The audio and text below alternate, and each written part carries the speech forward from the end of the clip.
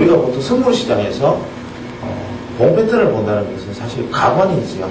선물시장에서 봉 패턴을 본다는 것은 거의 뭐랄까 이게 어울리지 않는 뭔가의 옷을 입고 있는 건데, 선물시장에서 봉 패턴의 의미가 있는 것은 하나밖에 없습니다. 인사이드 데이, 아웃사이드 데이죠. 왜 인사이드 데이, 아웃사이드 데이가 중요하냐 하면 직전 변동성이 돌파되는 변동성을 가지고 있느냐 없느냐, 이전 변동성이 축소되는 변동성을 가져갔느냐 가져가지 않느냐. 즉 변동성의 범위가 인사이드 데이라 그러면 변동성의 범위가 지난 변동성 내로 최대폭의 변동성이 직전 시세의 변동성 안에 갇혔다는 의미를 가지고, 아웃사이드 데이는 변동성이 직전 변동성을 벗어나는 확장 변동성을 가졌다는 의미를 가지니까, 어떤 시세를 잘랐을 때 예를 들어 30분 시세에서 1분 봉을 가지고 계속 그것을 뭐 인사이드, 아웃사이드 데이 그럴 수는 없지만, 인사이드 데이, 아웃사이드 데이라는 표현을 쓰는 것은 뭐냐면 봉 패턴을 그렇게 보자는 것이 아니라 시세의 변곡점, 터닝하는 포인트, 돌파하는 포인트에서 어떠한 변동성을 보여주느냐라는 것이 굉장히 중요한 의미를 가지고 있다는 얘기를 하고 있는 겁니다. 결국 그 화두는 계속 무엇이냐면, 이 안에서 이런 소리를 하든 저런 소리를 하든, 또 이것이 돌파되는 과정에서 우리가 기울기라는 이야기를 어제 말씀을 드렸습니다. 기울기라는 것은 시세를 형성해 나갈 때 시장의 매수자와 매도자가 어떠한 긴장 상태에 놓여 있는가를 이야기하는 것이다 그랬으니까, 매수자와 매도자의 긴장이 고조된 상태에서 이것을 돌파해 나간다면, 이것이 의미 있는 채널을 형성하고 있는 채널 같은 데 다가가는데 매수자와 매도자가 다 같이 긴장을 하지 않는다. 혹은 매수자가 더 느슨하다.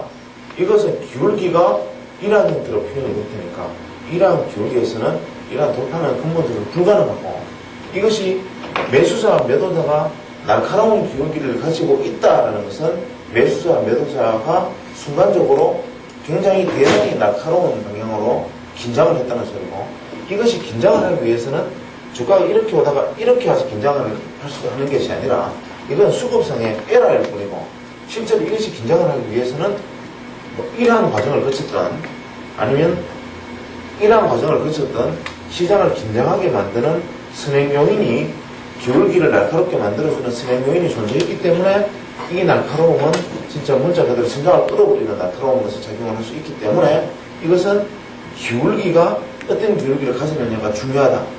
그러면 이 이야기는 뭐냐면, 돌파하기 전에는 트랩이 일어난다는 이야기로 또 연결할 수 있죠. 예를 들어서 볼린저 밴드로 잠깐 돌아가서 대부분의 밴드가 이렇게 갈 것 같지만 진짜 강한 패턴은 단기 추세가 아닌 중기 추세의 변동은 이런 식의 돌파가 많지요. 이런 식의 돌파가 많은 것은 이유는 뭐냐면 시장의 긴장이고, 대립적인 시장에서 전형적으로 이러한 어떤 안정추세를 보이던 투자자들이 한쪽으로 의견이 무너지면서 한쪽으로 무기가 실렸지만, 이것은 뭐냐면, 소위 말하는 이 의미는 뭐냐면, 이러한 트랩의 의미는 뭐냐면, 시장의 마켓에 지금 현재 이 방향성을 주도하고자 하는 주체가 만약에 발생했을 때 주체의 관망에 의해서 생긴 것이죠. 이러한 형태에서 주체의 관망에 의해서 이렇게 생기면 대부분 주체 플러스 대부분 나머지 투자자들은 이것이 추세라고 생각하고 가담을 하지만, 이 추세라는 가담이 그게 이 다시 주체에 의해서 방향이 바뀌었을 때 이 추세라고 생각했던 인식이 순간적으로 뒤집히는 경험들을 개인 투자자들이 경험하게 되는 것들이 바로 이런 지점이죠. 이렇게 해서 돌파되면 이때부터는 시장은 좌불안석입니다. 이랬을 때 시장은 이 주체의 확실한 의지대로 움직였다면, 방향성이 만약에 맞는 쪽으로 갔다면 시장의 기울기는 트랩을 형성하게 되고, 이 기울기의 날카로움으로 표시가 되고, 이것이 바로 이 날카로움이 돌파의 하나의 새로운 증거가 될 수 있다. 그럼 우리가 채널 브레이크라는 관점에서 놓고 본다면, 채널 브레이크 하나만 놓고 봐도 대단히 많은 시각으로 볼 수가 있습니다. 쉽게 말하면 장중 30분간 이르는 일로 내가 대응을 해서 10틱 내지 20틱의 수익을 올리겠다는 짧은 단기 매매의 요 전략 그 하나에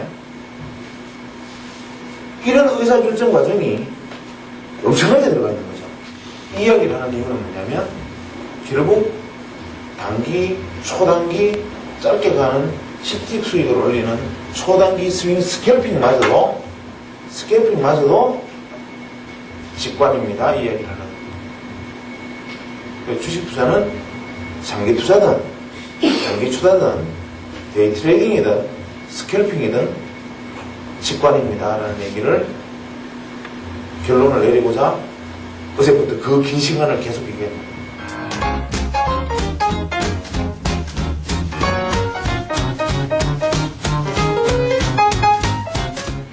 우리가 변동성을 예상할 수 있는 것, 돌파할 수 있는 것들을 굉장히 긴 다양한 방법들로 얘기해봤지만 지금 마지막 강의에서 어떤 생각을 하십니까? 이 중에 그럴듯한 걸 하나 골라서 쓰든지 아니면 어이 이걸 어떻게 다 봐? 사람들이 그 하나하나 이렇게 이런 길로 내릴 수밖에 없어서 이 많은 걸 다 보면 이미 의사결정은 무엇이 넣어져 있지. 그래서 모르겠습니까? 우리가 내리는 것은 이러한 국면들이 도래하면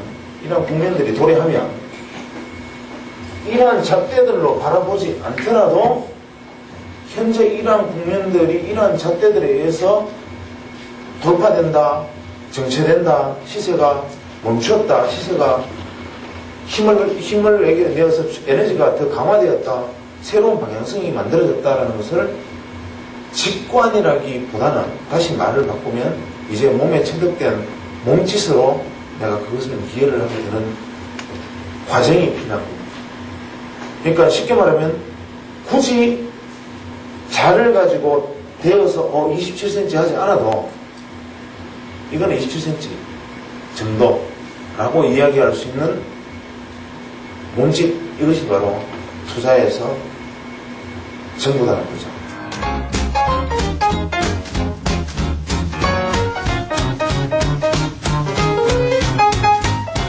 정말 현장은 어떻게 해야 되냐면 내가 눈짓으로 이게 몇 cm다 하는 것을 감각을 키우는 훈련을 해나가는 사람이 굉장한 사람이죠. 빨리빨리 없어지는 물건의 길이를 재야 되는데 크레이 사격처럼 탁 막아서 길이를 탁 재야 되는데 싹 사라집니다. 그거를 점점 더 많은 자를 가지고 가가지고 이제는 막 더 신기한 자가 없을까, 좀 더 좋은 자가 없을까 이러고 있으면 영원히 그 자는 길이를 잴 수가 없어요.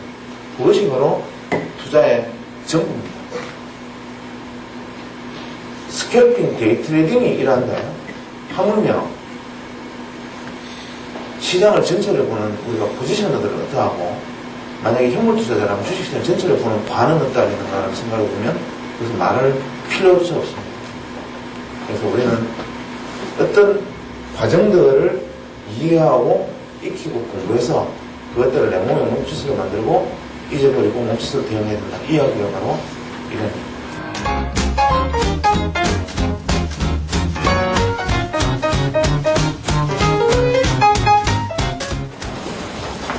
요즘은 투자자들도 개인 투자자들도 실제로 수준이 많이 향상되어 있구나라는 생각은 했습니다. 그런데 의외로 어떤 기법적인 측면에서 진보는 이루어졌는지 모르겠지만 의외로 이 기법이나 잣대라는 관점에서 시장을 보는데 너무 익숙해져서 시장 전체의 중요한 흐름을 놓치고 있는 경우를 많이 발견했고 또 그런 부분에서 제가 작은 도움이 되었다면 나름대로 참 의미 있는 시간이 아니었나 생각을 합니다.